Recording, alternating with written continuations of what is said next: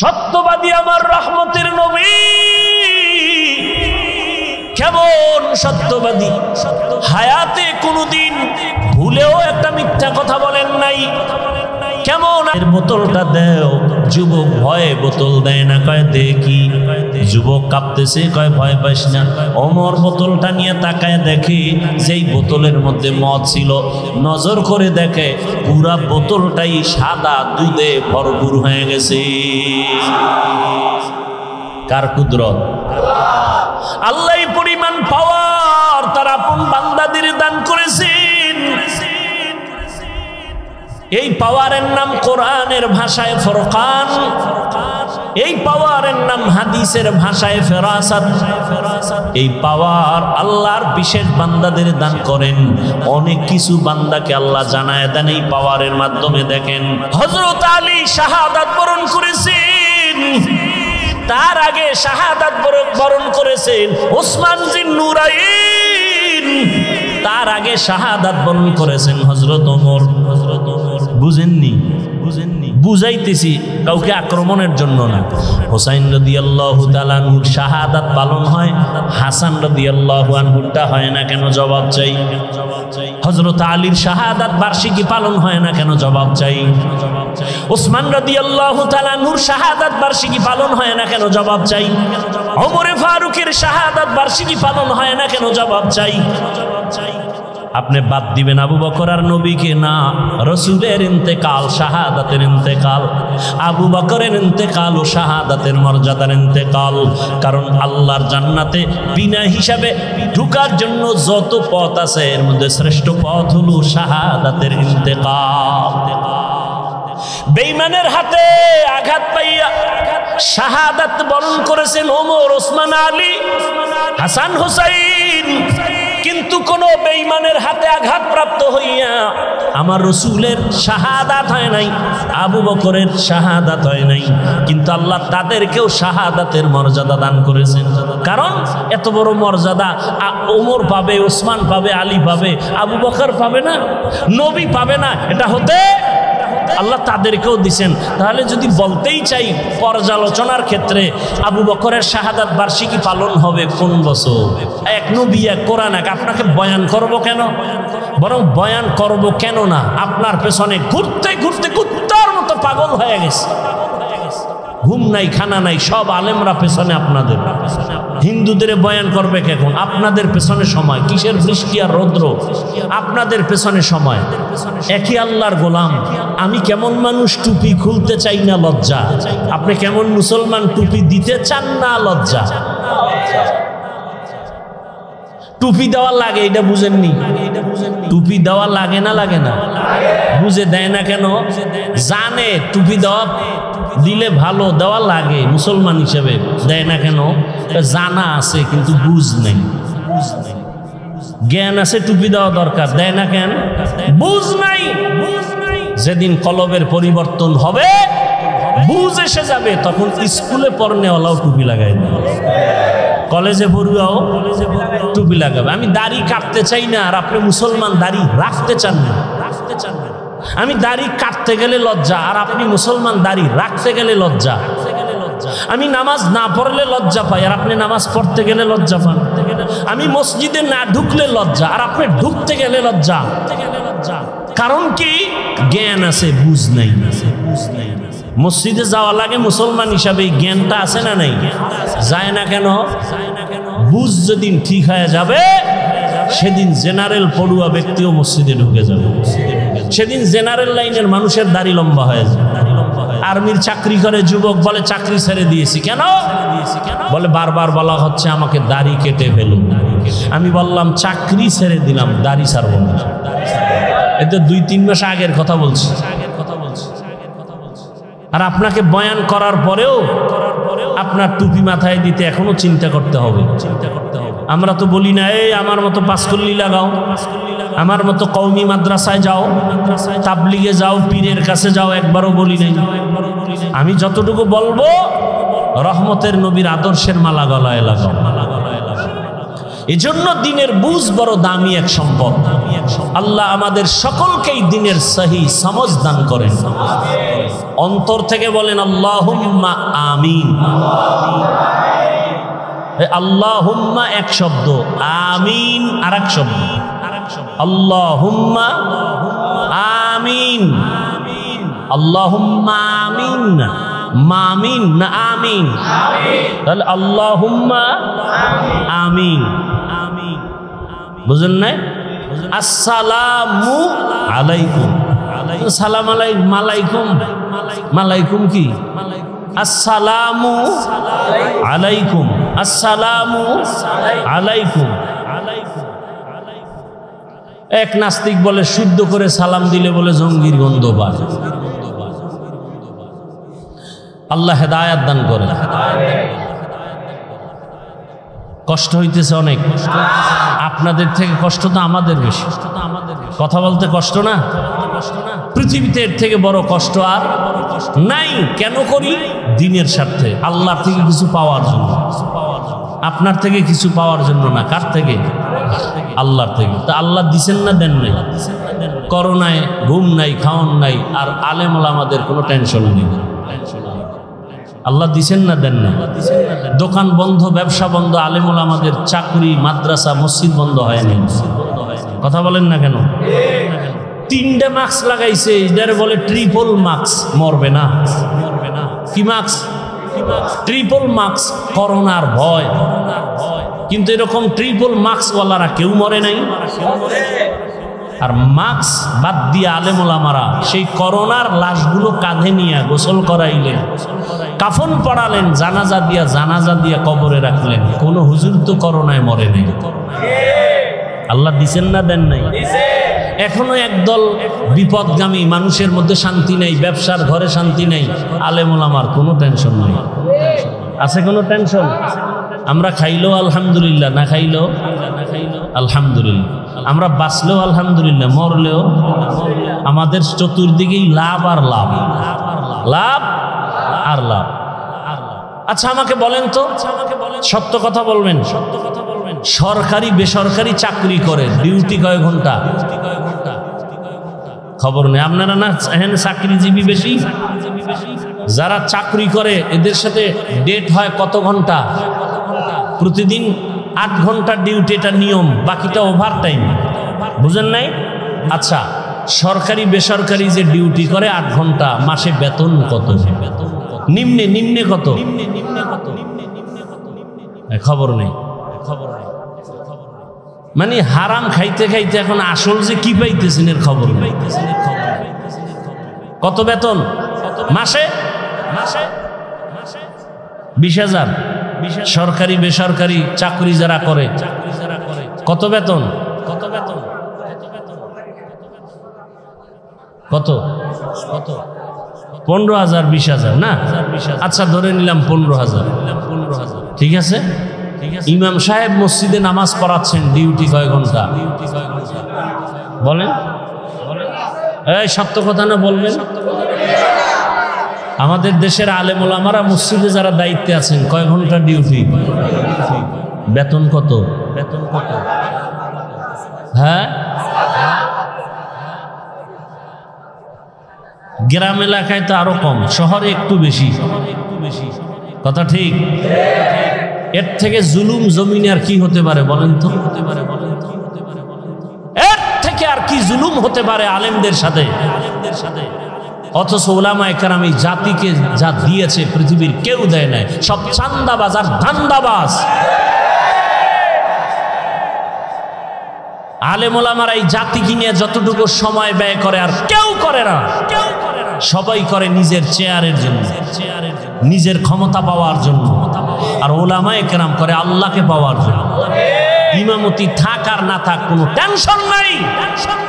জাতির জন্য যদি ময়দানে নামতে হয় দৌড়। কথা ঠিক না? কিন্তু তাদের সাথে জুলুম, সীমাহীন জুলুম। তাও তো মাসে মাসে বেতন ঠিক মতো দেয় না। সভাপতি কত দেন?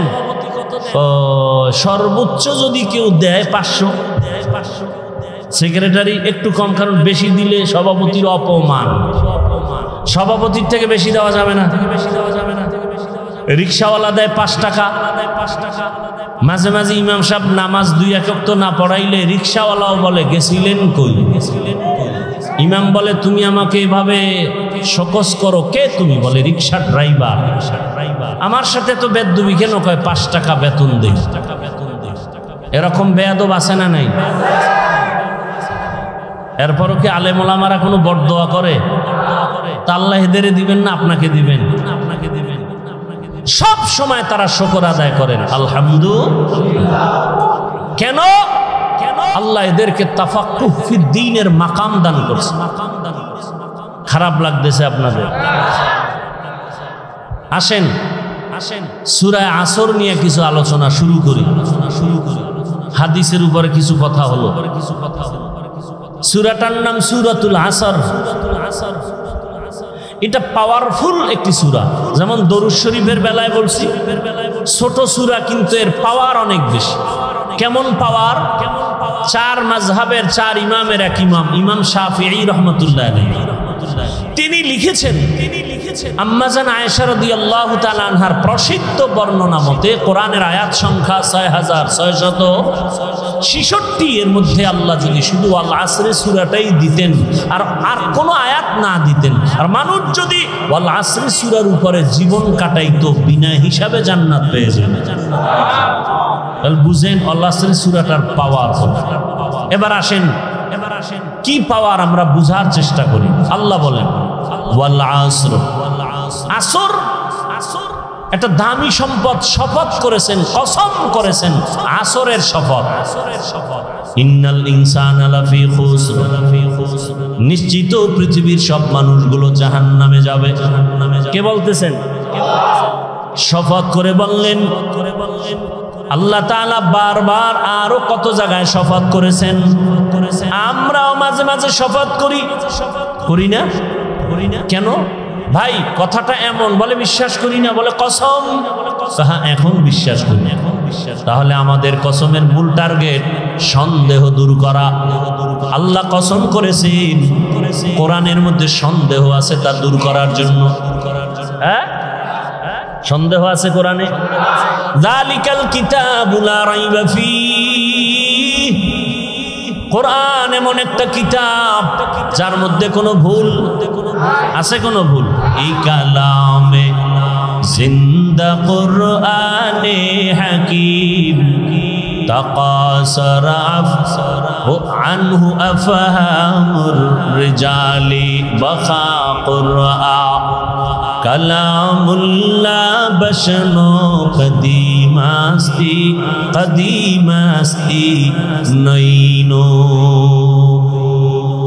আল্লাহর কোরআন এমন এক কিতাব যার মধ্যে কোনো ভুল নাই, কোনো মিথ্যা, কোনো সন্দেহ নাই। কেন? যিনি কোরআন অবতীর্ণ করেছেন তিনি আমার আল্লাহ। কেমন আমার আল্লাহ? যে আল্লাহর মধ্যে কোনো মিথ্যা নাই।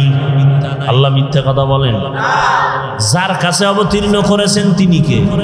রাহমাতুল লিল আলামিন। কেমন তিনি? জীবনে কোনোদিন ভুলে একটা মিথ্যা কথা বলেন নাই। নবী মিথ্যা বলছেন? যে কারণে রসুলের দুশ্মনরা পর্যন্ত তাকে উপাধি দিছিলেন কি? আল আমিন। কি? আল আমিন না, আল আমিন। আল আমিন, সত্যবাদী আমার রহমতের নবী। কেমন সত্যবাদী? হায়াতে কোনোদিন ভুলেও একটা মিথ্যা কথা বলেন নাই। কেমন? এর বোতলটা দেও। যুবক ভয়ে বোতল দেয় না, কয় দেখি। যুবক কাঁপতেছে, কয় ভয় পাইস না। ওমর বোতলটা নিয়ে তাকায় দেখে যেই বোতলের মধ্যে মদ ছিল, নজর করে দেখে পুরা বোতলটাই সাদা দুধে ভরপুর হয়ে গেছে। কার কুদরত? আল্লাহ পরিমাণ পাওয়ার তার আপন বান্দাদের দান করেছেন। এই পাওয়ারের নাম কোরআনের ভাষায় ফুরকান, এই পাওয়ারের নাম হাদিসের ভাষায় ফেরাসাত। এই পাওয়ার আল্লাহর বিশেষ বান্দাদের দান করেন। অনেক কিছু বান্দাকে আল্লাহ জানায় দেন এই পাওয়ারের মাধ্যমে। দেখেন এই পাওয়ার আল্লাহ কোনো বেনামাজিকে দিবেন না, এই পাওয়ার কোনো মারাত্মক গুনাহ করনেওয়ালাকে দিবেন না। আল্লাহ এই পাওয়ার তাকেই দিবেন যেই বান্দা তাকওয়ার পাওয়ার নিয়ে মুজাহাদা করে। আর কে দারাত খৌফে হকদার দিল মাদার জান্নাতুল মাওয়া দেহাত রামাকা। আল্লাহ শপথ করেছেন, অন্যান্য জায়গায় শপথ করেছেন। আল্লাহ শপথ কেন করেছেন? সন্দেহ দূর করার জন্য না, বরং আল্লাহ বুঝাইতেছেন যেই জিনিসের শপথ করছি জিনিসটা বড় দামি।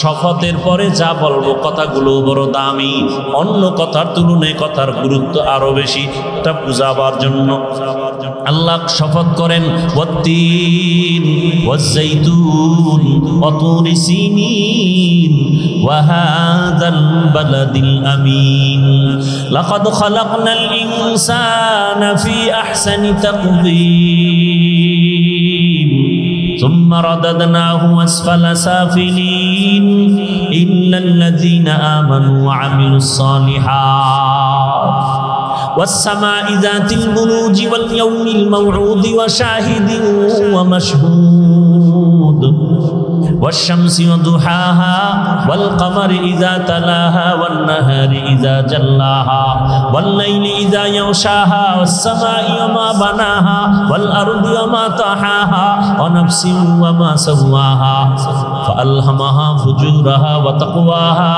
قد أفلح من تزكى। আল্লাহ বারবার শপথ করেছেন লা উকসিমু বিয়াউমিল কিয়ামা ওয়া লা উকসিমু বিন-নাফসিল লাওয়ামা ইযা ওয়াকাতিল ওয়াকিআ লাইসা লিওয়াকাতিহা কাযিবা। আল্লাহ আসমানের শপথ করেন ওয়াদ-দুহা ওয়াল-লাইলি ইযা সাজা মা ওয়াদ্দাআকা রাব্বুকা ওয়া মা ক্বালা ওয়ালাল আখিরাতু খায়রুল লাকা মিনাল উলা। আল্লাহ আসমানের শপথ করেছেন কেন? বলে আসমান বড় দামি এক সম্পদ। জমিনের শপথ কেন? বলে জমিন একটা দামি, আল্লাহর কাছে বড় দামি সম্পদ। সূর্যের কসম, সূর্যের আলোর কসম, সূর্য একটা দামি সম্পদ, অমূল্য সম্পদ। আল্লাহ দিনের আলোর কসম করেছেন, দিন বড় দামি এক সম্পদ, তার আলো বড় দামি সম্পদ। আল্লাহ তিনের কসম করেছেন, তিন বড় দামি এক সম্পদ। জৈতুনের কসম করলেন বড় দামি সম্পদ।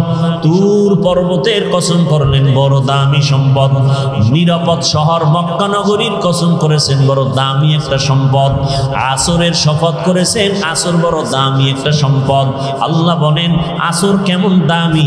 বলে এটাকে যারা গুরুত্ব দিবে, মূল্য দিবে, তারাও হয়ে যাবে দামি, জিরো থেকে হিরো হয়ে যাবে। আসর বড় দামি এক সম্পদ। যারা এই সম্পদটাকে কাজে লাগাবে তারাও দুনিয়াতে বাদশা, আখিরাতেও বাদশা। এই কসমের পরে যে কথা সামনে বলবেন, এই কথাগুলোও কি? ইন্নাল ইনসানা লাফি খুসর, দুনিয়ার সব মানুষগুলো জাহান্নামী। তুমি সন্দেহ করবা না? শপথ করে আল্লাহ আবার তাকিদ দিয়া বললেন নিশ্চিত দুনিয়ার যত মানুষ আছে সব জাহান্নামে যাবে।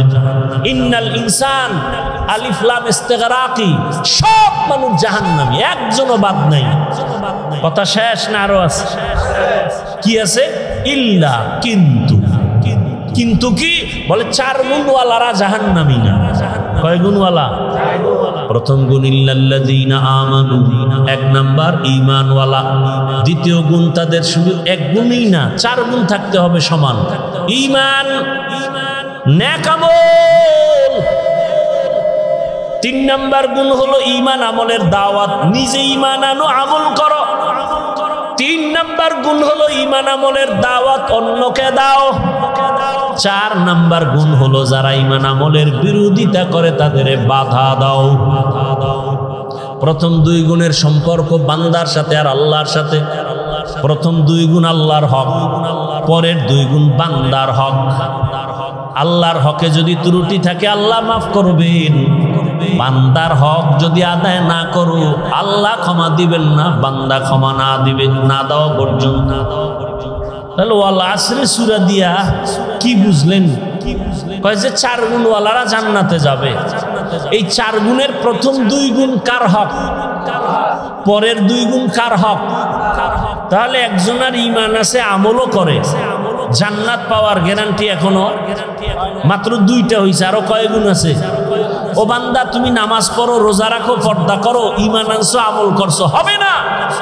তোমার আরো 2টা গুণ আছে যেটা বান্দার হক। কি? অন্যকে ঈমান আমলের দাওয়াত দাও, যারা বিরোধিতা করে বাধা দাও। তাহলে আপনি নামাজ পড়েন, আপনার মাইয়া পর্দা করে না, আপনার ছেলে দাঁড়িয়ে রাখে না, সুদের টাকায় ব্যবসা করে, একদিকে দাওয়াত দিতে হবে, অন্যদিকে বাধাও দিতে হবে। বান্দার হক। এজন্য কিয়ামতের ময়দানে প্রত্যেক সন্তান পিতামাতার বিরুদ্ধে আল্লাহর আদালতে মামলা দিবে। রব্বানা ইন্না আতা'না সাদাতানা ওয়া কুবারানা ফাআদাল্লুনাস সাবিলা।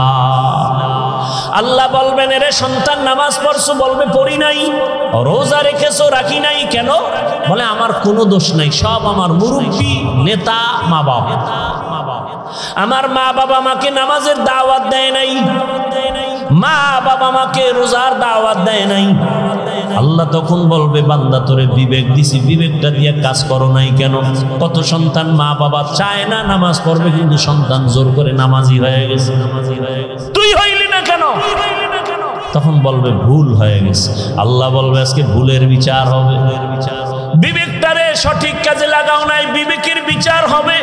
ইন্নাস সামআ ওয়াল বাসারা ওয়াল ফুআদ কুল্লু উলাইকা কানা আনহু মাসউলা। বিবেকের বিচার।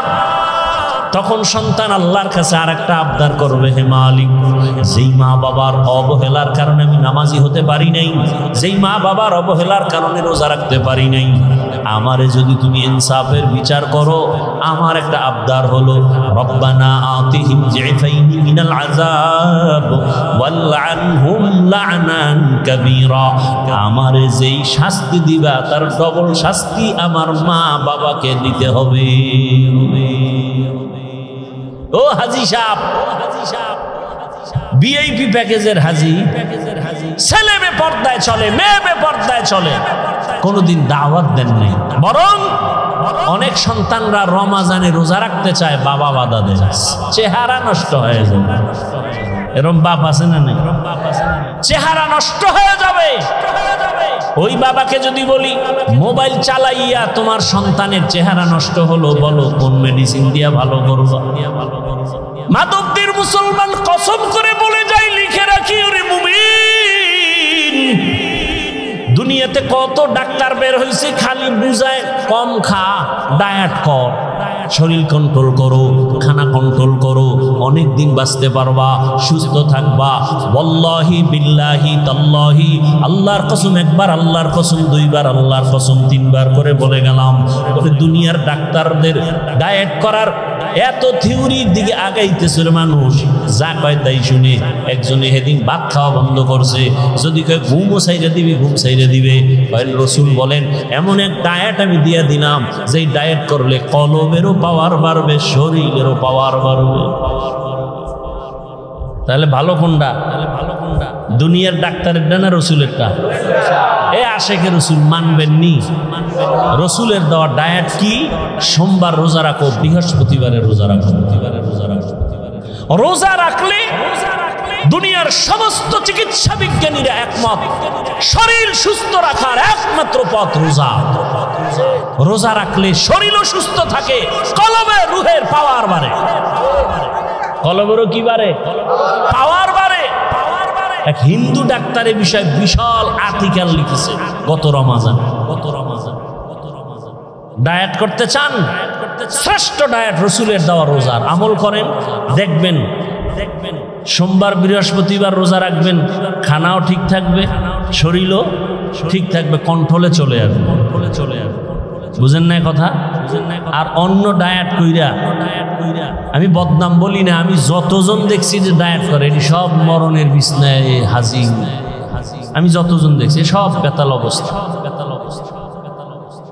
খানা দানা কমাইয়া শরীর টিকবে না, খেতেও হবে, কন্ট্রোলে রেখে খাবেন। বরকত কে দিবেন? এই খানার বরকত ডাক্তার দেয় না, আল্লাহ দেয়। আল্লাহ দেয়। দেখেন না, একই পাতিলায় রান্না হয়, আম্মা জান রাঁধুনি রান্না করেন, একই আগুনে রান্না, একই তেল মশলা। কে রান্না করেন? কে রান্না করেন? মায়ের পাক খাওয়াও তো ভাগ্যের ব্যাপার। অনেকের কপালে নাই, কাজের বুয়ার ভাগ খাইব। হের পবিত্রতা, হাত পাক, বডি পাক। মা রান্না করেন একই চুলায়, একই তরকারি, একই মশলা, একই খানা, একই দস্তারখানে। আম্মা আব্বা ভাই বোন আমরা সবাই খাই। দিন দিন আমার আব্বা আম্মা হয় দুর্বল, আমরা হই সবল। দেখছেননি কারবার? এই জ্ঞানীরা অনেক বুদ্ধি নিয়ে চলেন। বলেন একই খানা, একই তরকারি, একই মশলা, মা বাবায় খাইয়া শক্তিশালী হয় না দুর্বল? আর আমরা কুদরত কার? কাদের কুদরত দারি বর কামাল, আন্তা রব্বি আন্তা হাসবি জুল জালাল, তুহি কাদের জলিলুল্লাহ জাহাদার, বহর হালে তুহি মেরা নিগাহদার। রোজা রাখার নিয়ত করা যায় না? শরীর সুস্থ রাখার জন্য যদি চান তো রোজা রাখবে।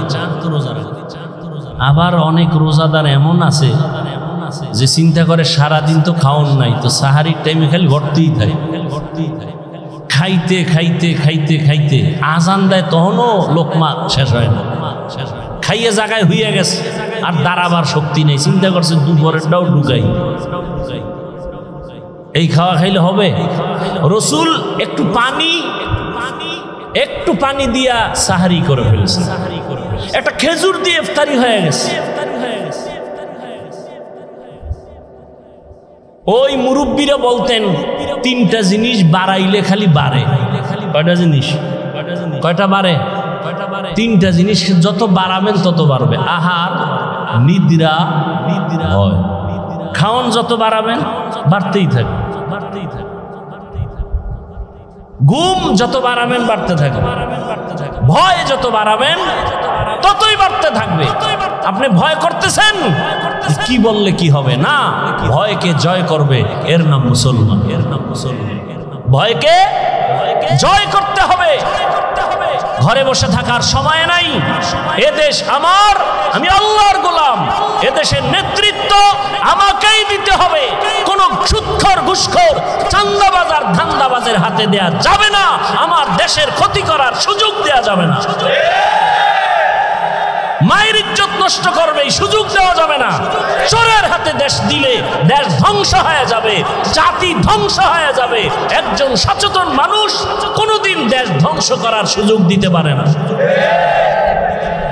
আল্লাহ হেদায়াত দান করুন। আলেম ওলামারা আপনাদেরকে অনেক কথা বলেন, আলেম ওলামারা আপনাদেরকে বিশাল চাকরি দিবেন, কোটি টাকার মালিক বানাবেন, 5 তলা বিল্ডিং করবেন। এই চাপাবাজি শোনার দরকার নাই, বলারও দরকার নাই। এতটুকু আলেম ওলামারা বলবে 100 গ্যারান্টি দিয়া কি এ দেশ যেভাবে আছে ক্ষতি হওয়ার হাত থেকে আলেমরা এতটুকু পাহারাদারি করবেন। কোন চোর, কোন দুর্নীতিবাজ, চাঁদাবাজ, ধান্দাবাজ এ দেশের কোনো ক্ষতি করতে পারবে না, এ জাতির কোনো ক্ষতি করতে পারবে না ইনশাআল্লাহ। এই গ্যারান্টি দেওয়ার সম্ভাবনা আছে না নাই? আছে। তবে আপনাদের এক হতে হবে, আমাদের এক হতে হবে, দূরত্ব কমাইতে হবে। মুসলমান কালেমার এক পতাকায় আসতে হবে। আপনাদেরও সহযোগিতা করতে হবে, করবেন না? আপনাদের সহযোগিতা কি? ফেসবুকে বিভিন্নভাবে আলেমদের বিরোধিতা করবেন, এটা হলো বড় সহযোগিতা। এই ভক্ত টক্তরা সব উল্টা পাল্টা করে ফেল, কানে আইসা কা হুজুর অমুক হুজুরে তো আপনার সাইজ করে দিছে, বানাই সানাই কিছু কইছে, হুজুরের মানুষ হিসাবে শরীরে রক্ত গরম, মাথাও গরম। কি ওরে অনেক ভালো জানতাম, এই কথা বলছে কহা? আচ্ছা ঠিক আছে, যদি ফেসবুক চালায় হুজুর তো জাগাত বিসমিল্লাহ ছাড়া লিখে দিবে 2 কলম ইশারা ইঙ্গিতে। আমি আলেম ওলামাদের থেকে এটা আশা করি না। এই আপনাদের মধ্যে এরকম ঝামেলা যুক্ত লোক আছে না? অন্তত উলামায়ে কেরামের বিরুদ্ধে কিছু লিখবেন, পক্ষে লেখেন, পক্ষে লেখেন, বিরুদ্ধে লেখেন, বিরুদ্ধে লেখেন। এটাই আপনাদের বড় সহযোগিতা। সব উলামায়ে কেরামকে এক মনে মেনে দোয়া নেওয়ার চেষ্টা করুন, বিরোধিতা করে গুনাহগার হওয়ার অপচেষ্টা চালাবেন না, আল্লাহ তৌফিক দান করুন। তাহলে জান্নাত আমরা পেতে চাই না চাই? হিসাব দিয়া না বিনা হিসাবে? কয় গুণ লাগবে? 1 নাম্বার গুণ ঈমান, দ্বিতীয় গুণ নেক আমল। এখন আমল লাগে না, এমনি নাচনেওয়ালা বুড়ি আরো যদি পায় দোলের বাড়ি, মানুষ আমল করতে চায় না। আর একজন বলে বেশি আমল লাগে না। আপনি বলেন বেশি আমল লাগে না, আর আমি বলি শুধু ফরজ না, আমি নফল আমল ছাড়ব না। আপনি বলেন আপনার আমল লাগে না, আর আমি দেখি আমার আমল এখনো করতে পারিনি। হাসরের ময়দানে রাসূলের হাদিস, কিয়ামতের দিন বান্দার ফরজ আমলের ঘাটতি পূরণ হবে নফলের দ্বারা, নফল আমলের দ্বারা। আমল লাগবে না? লাগবে না? লাগবেন না মানি দুনিয়াতে মানুষ আল্লাহ পাঠাইছেন আমলের পরীক্ষা দেওয়ার জন্য। আল্লাযী খালাকাল মাউতা ওয়াল হায়াতা লিয়াবলুয়াকুম আইয়ুকুম আহসানু আমালা ওয়া হুয়াল আজিজুল গফুর।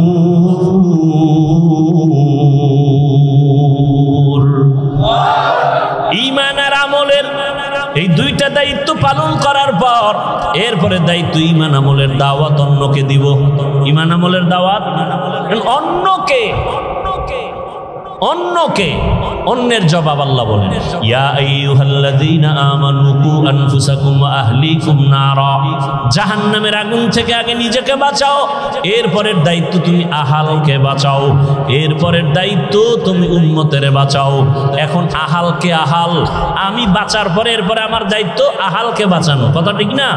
তাহলে আমি যদি বাবা হই আমার আহাল হলো সন্তান, আমি যদি মসজিদের খতিব ইমাম হই আমার আহাল হলো মসজিদের মুসল্লি, আমি যদি মাদ্রাসার শিক্ষক হই আমার আহাল হলো ছাত্র, আমি যদি স্বামীর সিঁড়িতে বসি আমার আহালকে। স্বামী তুমি জাহান্নাম থেকে আগে বাঁচো, এরপরে তোমার দায়িত্ব তোমার স্ত্রী আহালকে জাহান্নাম থেকে বাঁচাও। বাবা মা তুমি আগে জাহান্নাম থেকে নিজেকে বাঁচাইও, দ্বিতীয় দায়িত্ব তোমার আহাল সন্তানকেও বাঁচাও। ও শিক্ষক জাহান্নাম থেকে আগে নিজেকে বাঁচাও, এরপরে তোমার দায়িত্ব আহাল ছাত্রকে বাঁচাও। ছাত্ররে কইছে, এই ছাত্র জামাত ছাড়া নামাজ পড়বি না 5 পিডা, আর আমি রুমের মধ্যে পর্দা লাগায় মোবাইলে গুনাহ দেখি। হ্যাঁ হ্যাঁ, অ্যান্ড্রয়েড মোবাইল, টাচ মোবাইল হাতে থাকাই মানি গুনাহ থেকে বাঁচার কোনো গ্যারান্টি নাই। টাচ মোবাইল যার হাতে আছে সে গ্যারান্টি দিতে পারবে না যে আমি গুনাহ করি না। আল্লাহ হেদায়েত দান করুন। আমি যদি গুনাহ করি তাহলে আমার দ্বারা মানুষ উপকার কেমনে পাবে? বয়ানে বৈশাই একটা কথা বলেছিলাম, এই যে এখন শব্দটা বললাম, ভালো মানুষকে বলছিলাম না প্রথম, খায়রুন নাস মান ইয়ানফাউন নাস, সব থেকে ভালো মানুষ ওই ব্যক্তি যার দ্বারা অন্যের কি হয়? উপকৃত হয় মানুষ, ক্ষতির মধ্যে পড়ে না। আমি গুনাহ করব না, কাউকে করতেও, তা আমি যদি গুনাহ করি আর অন্যকে বলি তুমি গুনাহ করিও না, কোনোদিন মানবে? আচ্ছা আমি বয়ান করতেছি আপনাদেরকে সুন্দরভাবে বুঝাইতেছি না, আমি যদি গোপনে গুনাহ করি তাহলে বয়ান পর্যন্ত থাকবে, মানুষের অন্তরে ঢুকবে না, আল্লাহর পক্ষ থেকেই ঢুকবে না, কথার মধ্যে বরকতি থাকবে না, মানুষের অন্তরে ঢুকবেই না। এটা কণ্ঠের কারণে বাতাসে বাতাসে বাতাসে বাতাসে শুনবে, কিন্তু যদি হ্যাঁ আমি আমল করে বলি তাহলে মানুষের অন্তরে কথাগুলো লেগে যাবে। তখন মানুষ বলবে না আর কত, জীবনে গুনাহ তো কম করি নাই, হাতের দ্বারা গুনাহ করেছি, চোখের দ্বারা, কানের দ্বারা, জবানের দ্বারা, পায়ের দ্বারা, আর কত। একটা মা বাবা চায় নিজে যত খারাপ হই না কেন সন্তানটারে ভালো বানাই। মা বাবা যদি চায় ওই মা বাবার থেকে সন্তানের উপরে, ছাত্রের উপরে শিক্ষকের দায়িত্ব অনেক বেশি। একজন শিক্ষকেরও মনে করতে হবে আমি যাই করি না করি আমার ছাত্র যেন আমার দ্বারা কোনো খারাপ কিছু শিখতে না পারে। আমি আমার মাদ্রাসায় বসে উস্তাদদেরকে বলেছি, শিক্ষকদের বলি, আপনারা যখন হাঁটেন মনে করিয়েন না আপনি একা একা হাঁটেন, আপনার পেছনে ছাত্ররা সব কিছু নজর করে।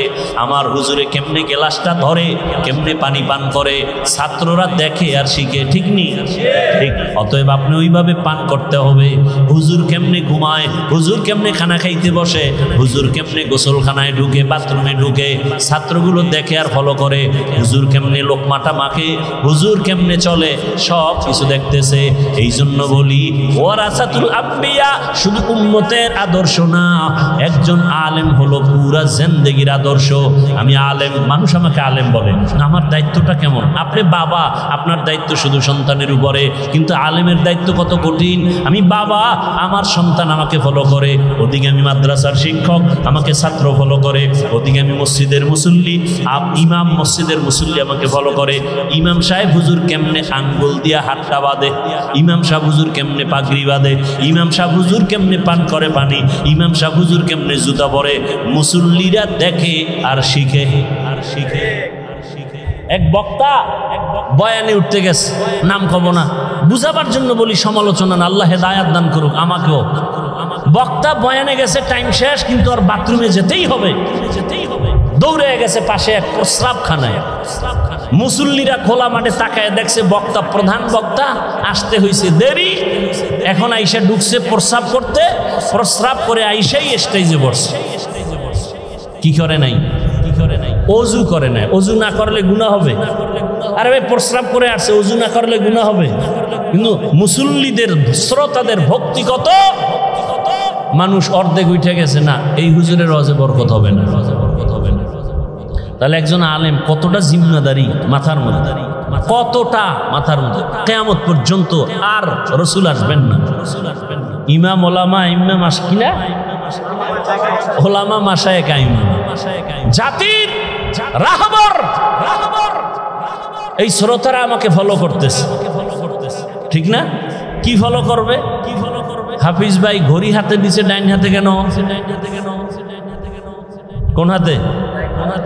জীবনে বাম হাতে ঘড়ি দেই নাই, ওয়াজের টাইমে দেই, টাইম দেখার জন্য। এই টাইমটাও তাও কোন হাতে দিছি? ডান হাতে। এটা সুন্নত না মুস্তাহাব না? বাদশাহ হারুন রশিদের যুগে ঘড়ির জন্ম হয়েছে। কোন যুগে? বাদশাহ হারুন রশিদের যুগে। ডান হাতে দিলাম কেন? ছোটবেলার ওস্তাদের এক নসিহত উপদেশ শুনছি, বাম হাতে ঘড়ি দিবি না। কেন? যে কোনো মুরব্বী যদি বলে টাইম কত, বাম হাতটা সামনে দিবা, এটা আদব না। ডান হাতটা দেওয়া কি আদব? এটা সুন্নত না মুস্তাহাব না? কথা বুঝেন নাই?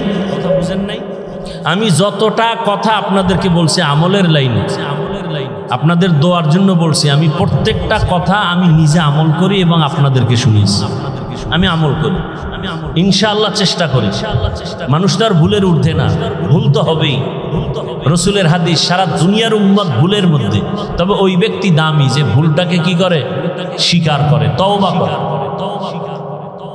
তো উলামায়ে কেরাম, আমাদের এক হতে হবে, দিলকে বড় বানাতে হবে। এই দিলে সব উম্মতকে ঢুকাইতে হবে। দেখেন এক আলেমের দিল কত বড় হতে হবে। আমি এই দিলের মধ্যে আমার ছেলে, মেয়ে, বউ, শ্বশুর, ওদিক দিয়ে আমার ছাত্র, আমি শিক্ষক, ওদেরকে আমার কলবে জায়গা দিতে হবে। আমি ইমাম, মুসল্লিকে আমার কলবে জায়গা দিতে হবে। আমি বক্তা, উম্মতকে আমার কলবে জায়গা দিতে হবে। আমি অন্য আলেমকে কলবে জায়গা দিতে হবে।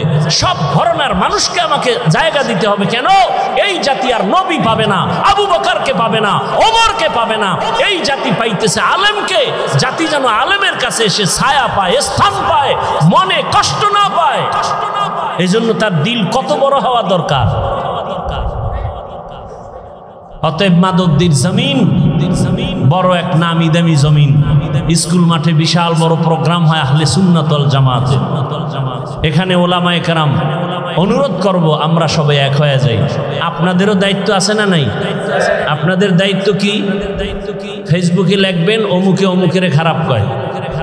হ্যাঁ, কখনো আলেম ওলামাদের বিরুদ্ধে লিখবেন, কোন যে লাইনের হোক, কারো বিরুদ্ধে। আপনি কে? আপনি লেখার কে? আপনাকে অধিকার দিছে কে? এটাকে বলে অনাধিকার চর্চা করা। আপনি আলেমের বিরুদ্ধে লেখলে গুনাহ হবে, গুনাহ হবে, গুনাহ হবে। আপনার অধিকার নাই লেখা। আলেম যদি কোনো ভুল করে, এদেশে তার দেখার মতো মুরব্বী নাই, বাদ দেন, কেউ নাই, আল্লাহ নাই, এত টেনশন কেন? আপনাকে কে অধিকার দিয়েছে আলেমের বিরুদ্ধে কথা বলা? আপনার বংশ শুদ্ধ ধ্বংস হয়ে যাবে। হচ্ছে, দেখেন না? আলেমের সাথে বেয়াদবি করার কারণে ধ্বংস হয়ে গেছে, দেখেন না?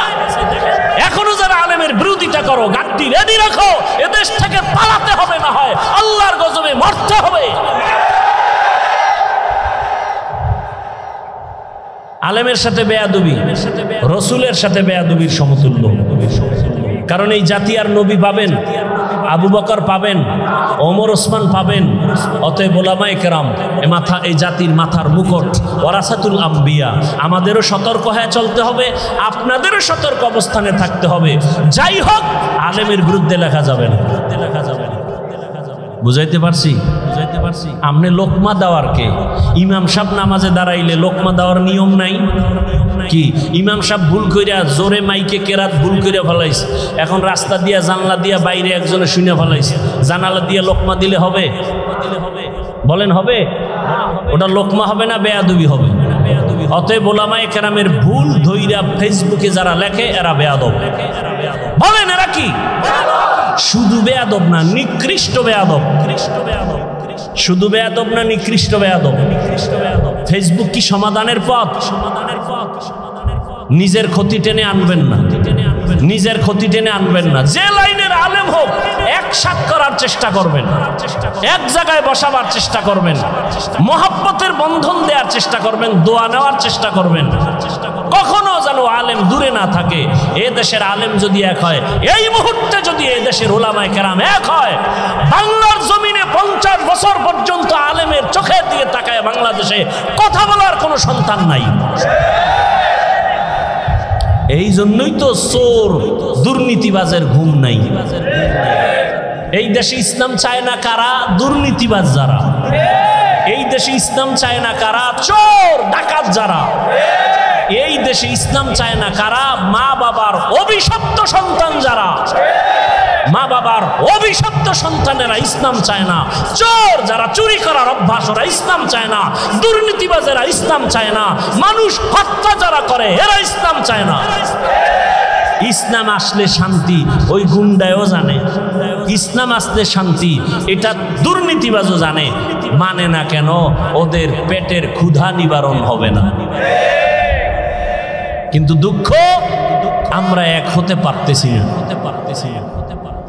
বেশি বেশি দোয়া করা উচিত, আল্লাহ আমাদের উলামায়ে কেরামদেরকে এক বানায় দেন। মুরব্বী উলামায়ে কেরাম এক হয়ে গেলে জাতির কল্যাণ ফিরে আসবে। কথা ঠিক না? ইনশাআল্লাহ আমরা আজকে একটা শপথ করে যাব, কারো উপকার করতে পারি আর না পারি, ক্ষতি করব না। আর কোনো অজের দরকার নেই। আমরা কারো উপকার করতে পারি আর না পারি, ক্ষতি করব না। আমরা কারো প্রশংসা করতে পারি বা না পারি, বদনাম করব না ইনশাআল্লাহ। আমরা কারো প্রশংসা করতে পারি আর না পারি, কি করব না? বদনাম করব না। আল্লাহ তৌফিক দান করেন। বয়ান সারা রাত করলে সারা রাত করা যাবে, কিন্তু আমলের দরজা তো সব ছোট দিকে হয়। এই এখন বয়ান শুনে ফজরের নামাজ যদি না পড়েন, ফায়দা হবে? বলেন। বলতে চাইছিলাম কয়েকটা কথা, সময় নাই আর আপনাদের ধৈর্যও নাই। এই মাসটা চলতেছে আরবি নববর্ষের মাস, মুহররম। কি মাস? এ জাতি জানেও না। এ জাতি জানে কি? পহেলা বৈশাখ, যেদিন 30 টাকার এক পিস ইলিশ বেচা হবে 1000 টাকা। যারা বেচে এরাও জালেম, যারা কিনে খায় এরাও জালেম। কি বুঝলেন? ইলিশ খাওয়া জালেম।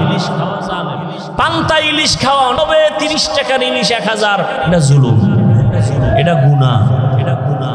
আর একদিন তারা উৎসব করবে, আবার আসছে একটা গেছি আর একটা আসতেছে কি? 31st নাইট, এর পরের দিন আবার নববর্ষ ইংরেজি। মুসলমানের নববর্ষ আরবি মুহররম, এ নিয়ে কথা নাই। হ্যাঁ, ওই কারবালার ঘটনা নিয়ে কিছু আলোচনা আছে, আর খবর নেই। ব্যাস ব্যাস। আমাকে বলেন, আমি এ বিষয়ে অনেক কথা বলতে চাইছিলাম, ভুলে গেছি। যাই অল্প 2 মিনিট একটা কথা বলি। কারবালার প্রান্তরের ঘটনা ঘটেছে রসুলের ইন্তেকালের 61 হিজরি বলা হয়, অর্থাৎ রসুলের ইন্তেকালের 60 বছর প্লাস এর পরে ঘটছে কারবালার ইতিহাস। মুহররমের সম্মান আসমান জমিন সৃষ্টির দিন থেকেই শুরু। সূরা তাওবা, ইন্না ইদ্দাতাশ শুহুরি ইনদাল্লাহি 12 শাহরান ফি কিতাবিল্লাহ ইয়াউমা খালাকাস সামাওয়াতি ওয়াল আরদ মিনহা আরবাআতুন হুরুম যালিকাদ দীনুল কাইয়্যিম। বছরে মাস হবে 12টা, সিদ্ধান্ত কার? 12 মাসের মধ্যে 4 মাস হবে বড় দামি, বড় সম্মানের মাস। আল্লাহ বলেন, আসমান জমিন যেদিন সৃষ্টি করেছি সিদ্ধান্ত সেদিন নিয়েছি, বছরে মাস হবে 12টা, আর এই 12 মাসের মধ্যেই 4 মাস হবে বড় দামি মাস। এক হলো রজব মাস, আর 3টা মাস হলো লাগানো। হজের মাস মাঝখানে, আগের মাস পরের মাস। হজের মাস আগের মাস পরের মাস, যুলকাদা, যুলহিজ্জা, মুহররম আর রজব। মুহররমের 1 তারিখ শাহাদাত বরণ করেছেন হযরত ওমর ফারুক রাদিয়াল্লাহু তাআলা আনহু। ও জাতি, ভালো করে বুঝো, মুহররমের সম্মান নবীজির ইন্তেকালের পরে না, আসমান জমিন সৃষ্টির দিন। সেদিন থেকেই মুহররমের দাম। ভালো করে বুঝো, জমিনের মধ্যে শাহাদাত বরণ করেছেন হুসাইন রাদিয়াল্লাহু তাআলা আনহুর বড় ভাই। নাম কি? আরে কথা কন না কেন? হাসান রাদিয়াল্লাহু শাহাদাত বরণ করেছেন। হুসাইন এবং হাসান 2 ভাইয়ের পিতার নাম কি? হযরত আলী শাহাদাত বরণ করেছেন। তার আগে শাহাদাত বরণ করেছেন ওসমান জিন নুরাইন। তার আগে শাহাদাত বরণ করেছেন হযরত ওমর। বুঝেননি? বুঝাইতেছি, কাউকে আক্রমণের জন্য না। হুসাইন রাদিয়াল্লাহু তাআলা আনহুর শাহাদাত পালন হয়, হাসান রাদিয়াল্লাহু আনহুরটা হয় না কেন? জবাব চাই। হযরত আলীর শাহাদাত বার্ষিকী পালন হয় না কেন? জবাব চাই। ওসমান রাদিয়াল্লাহু তাআলা আনহুর শাহাদাত বার্ষিকী পালন হয় না কেন? জবাব চাই। ওমর ফারুকের শাহাদাত বার্ষিকী পালন হয় না কেন? জবাব চাই। আপনি বাদ দিবেন আবু বকর আর নবীকে? না, রসুলের ইন্তেকাল, শাহাদাতের ইন্তেকাল। আবু বকরের ইন্তেকাল ও শাহাদাতের মর্যাদার ইন্তেকাল। কারণ আল্লাহর জান্নাতে বিনা হিসাবে ঢোকার জন্য যত পথ আছে, এর মধ্যে শ্রেষ্ঠ পথ হলো শাহাদাতের ইন্তেকাল। বেঈমানের হাতে আঘাত পাইয়া শাহাদাত বরণ করেছেন ওমর, ওসমান, আলী, হাসান, হুসাইন। কিন্তু কোন বেঈমানের হাতে আঘাত প্রাপ্ত হইয়া আমার রসুলের শাহাদাত হয় নাই, আবু বকরের শাহাদাত হয় নাই। কিন্তু আল্লাহ তাদেরকেও শাহাদাতের মর্যাদা দান করেছেন। কারণ এত বড় মর্যাদা ওমর পাবে, ওসমান পাবে, আলী পাবে, আবু বকর পাবে না, নবী পাবে না। এটা হতে আল্লাহ তাদেরকেও দিছেন। তাহলে যদি বলতেই চাই পর্যালোচনার ক্ষেত্রে, আবু বকরের শাহাদাত বার্ষিকী পালন হবে কোন বছর? রসুলের শাহাদাত বার্ষিকী পালন হবে কবে? জাকারিয়া আলাইহিস সালামের শাহাদাত বার্ষিকী পালন হবে কবে? ঈসা নবীর শাহাদাত বার্ষিকী পালন হবে কবে? 1 নাম্বার। 3, হুসাইন কারবালায় গেলেন কেন? কারবালার প্রান্তরে হুসাইন রাদিয়াল্লাহু তাআলা আনহু গেলেন কেন? আম্মা জান আয়েশা রাদিয়াল্লাহু আনহা বলেছিলেন, হুসাইন কারবালায় যাইও না। কিন্তু হুসাইন গেলেন কেন? হুসাইন বলে, আমি যাওয়ার কারণ কি? আমি চাই এ দুনিয়ার মানুষ একমাত্র আল্লাহর গোলামি করবে, ইয়াজিদের গোলামি করতে দেয়া যাবে না।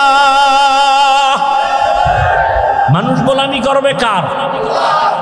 কুফার মানুষগুলো এজিদের গোলাম হতে চলছে। মানুষকে আল্লাহর গোলামি বানাইতে হবে, মানুষের গোলাম হতে পারবে না। এই শৃঙ্খলা ঠিক রাখার জন্য চলে গেলেন কুফা নগরীতে। যুদ্ধ যখন চলে তখনও তার সন্তান একটা শাহাদাত বরণ করেছেন। ঠিক সেই সময়ে ইতিহাস বলে হোসাইন নামাজে রক্ত হয়েছে, নামাজ করেছেন, কাজা করেন। এবার আপনাদের ফাইনাল প্রশ্ন, বড় পীর আব্দুল কাদের জিলানী, খাজা মাইনুদ্দিন চিশতি আজমিরি, কুতুবউদ্দিন বখতিয়ার কাকি, শাহজালাল, শাহপরান, শাহ মখদুম, খানজাহান আলী, দিল্লিতে আসে নিজামুদ্দিন আউলিয়া, এতগুলো যাদের নাম শুনাইলাম, মুজাদ্দেদ আলফে সানি, আমাকে আপনারা বলেন এরা কি দাড়ি বিহীন ছিলেন? এরা নামাজ সারা ছিলেন? তাহলে আপনারা যদি ভক্তই দাবি করেন আপনাদের দাড়ি নেই কেন, নামাজ নাই কেন? হোসাইন রাদিয়াল্লাহু আনহু কারবালার প্রান্তরে নামাজ কাজা করেন নাই, আপনাদের নামাজ নাই কেন? অতএব আমি বলবো হোসাইনের ভক্ত তারা দাড়িওয়ালা নামাজি যারা নামাজ নাই, দাড়ি নাই, পর্দা নাই, আল্লাহর কসম এরা কোনোদিন আহলে বাইতের ভক্ত দাবি করার অধিকার নাই। শাহজালালের ভক্ত বউয়ের ভাগ লইয়া আল্লাহর বিলে গেছে, আর শাহজালাল আল্লাহর ভাগ লইয়া বিয়েই করে নাই। দুই ভাগলের ব্যবধান বুঝেননি? একটা দুনিয়ার ভাগল আর একটা আল্লাহর ভাগল। আল্লাহ হেদায়াত দান করুন। ওয়াল আসরি ইন্নাল ইনসানা লাফি খুসর ইল্লাল্লাযীনা আমানু ওয়া আমিলুস সালিহাত ওয়া তাওয়াসাউ বিল হক ওয়া তাওয়াসাউ বিস সবর। জান্নাত পাওয়ার জন্য কয় গুণ? 4 গুণ। 1 নাম্বার ঈমান আনতে হবে, দ্বিতীয় আমল করতে হবে। ঈমানও আনছেন, নামাজও পড়েন, রোজা রাখেন, জান্নাত রেডি। আর না আরো 2 গুণ আছে, আরো 2টা গুণ। ঈমান আমলের দাওয়াত অন্যকে দাও, যারা বিরোধিতা করে বাধা দাও। অন্যকে, আমার পরে আমার অন্যকে, শেষ 5 মিনিটে শেষ। আমার পরে অন্যকে দাওয়াত দিব। অন্য বলতে কে? আহাল কে? قال رسول الله صلى الله عليه وآله وسلم ألا كلكم راع وكلكم مسؤول عن رعيته। দায়িত্বশীলরা দায়িত্ব পালন করিও। ও পর্দার আড়ালের মা বোনেরা, ও যুবক, ও বৃদ্ধ বাবাজি, কয়দিন আর দুনিয়ার বাহাদুরি, চোখের সামনে লাশ আর লাশ। আমি এতক্ষণ আপনাদের যত বয়ান শুনাইলাম একবারও কিন্তু বলি নাই আপনারা আমার মতো টুপি লাগাইয়া, পাগড়ি লাগাইয়া, হুজুর হইয়া মাদ্রাসায় যান, স্কুল ছেড়ে দেন, তাবলিগে যান, কওমি মাদ্রাসায় যান, আপনারা পীরের কাছে যান। একবারও বলছি? বলি নাই, বরং ফাইনাল বলে গেলাম, ও যুবক, তুমি স্কুলে পড়ো, কলেজে পড়ো, চাকরি করো, ব্যবসা করো, সেখানে থেকে রসুলের মহব্বতের মালা গলায় পড়ো। তোমার মতো যুবক জেনারেল লাইনে পড়িয়েও 5 বেলার নামাজ পড়ে আছে না নাই? আর কোনো ওয়াজের দরকার নাই। তুমি মনটাকে বুঝাইও, ওরে মন, আমার মতো জেনারেল লাইনে পড়ুয়া যুবক ছেলেটা যদি 5 ওয়াক্ত নামাজ পড়ে, স্কুলে পড়ে, কলেজে পড়ে, আমি কেন পারবো না? আমার মতো যুবক কোনদিন আর্মি পড়ে নাই, মাদ্রাসায় পড়ে নাই, স্কুল কলেজে পড়িয়া রাস্তায় গাড়ি চালায়, ড্রাইভারি করে, 5 বেলার নামাজ পড়ে নাই? বলো, তোমার পায়ে হাত রেখে বলছি, তুমি কেন পারো না? তোমার মতো যুবক র্যাব, আর্মি, পুলিশ, বিডিআরের চাকরি করে, 5 ওয়াক্ত নামাজ পড়ে, তুমি কেন পারো না রে বাবা? নিজের বিবেকটাকে একটু প্রশ্ন করো।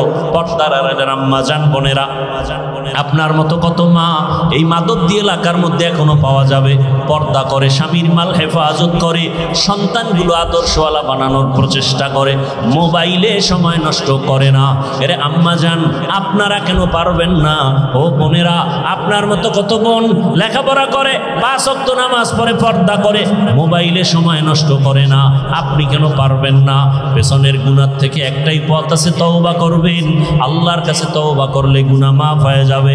ও বাবাজিরা, ও যুবক বাবারা, আল্লাহর কাছে তওবা করো মন থেকে, মনে মনে বলো, হে মালিক, জীবনে মনের চাহিদা পূরণ করিয়ে কত অন্যায় করে ফেলেছি।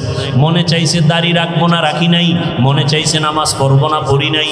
মনে চাইছে পার্কে পার্কে ঘুরবো, দৌড়ায় পার্কে চলে গেছি। মনে চাইছে আমি নেশা পান করবো, নেশা পান করেছি। মনে চাইছে মা বাবার সাথে বেয়াদবি করবো, করেছি। মনে চাইছে শিক্ষকের সাথে বেয়াদবি করবো, করেছি। মনে চাইছে আলেমদের বিরোধিতা করবো, করেছি। ও আল্লাহ, বুঝতে পারি নাই, আজকে থেকে তওবা করতে চাই। আমার মতো যুবক যদি জেনারেল লাইনে থাকিয়া হইয়াও দিনের উপরে নবীর আদর্শ মেনে চলে, আমিও তৈরি হয়ে গেলাম। আর নামাজ ছাড়বো না, দাড়ি কাটবো না, বেপরদায় চলবো না, মা বাবার সাথে বেয়াদবি করবো না, শিক্ষকের সাথে বেয়াদবি করে বরদোয়া নিব না, ওলামায়ে কেরামের পরামর্শ নিয়া নবীর তরিকা আদর্শ মেনে জীবন চালাবো, নামাজ পড়বো, দাড়ি রাখবো, পর্দা করব, ওলামায়ে কেরামের পরামর্শ নিয়ে নবীর আদর্শ মেনে চলবো। তওবা করার মতো যদি অন্তর তৈরি হয়, মুনাফিকি যদি অন্তরে না থাকে, খাঁটি নিয়তে দুটো হাত আমার আল্লাহকে দেখাইয়া দাও। আয় আল্লাহ, হাতগুলো কবুল করে নেন, তওবা কবুল করে নেন। তওবা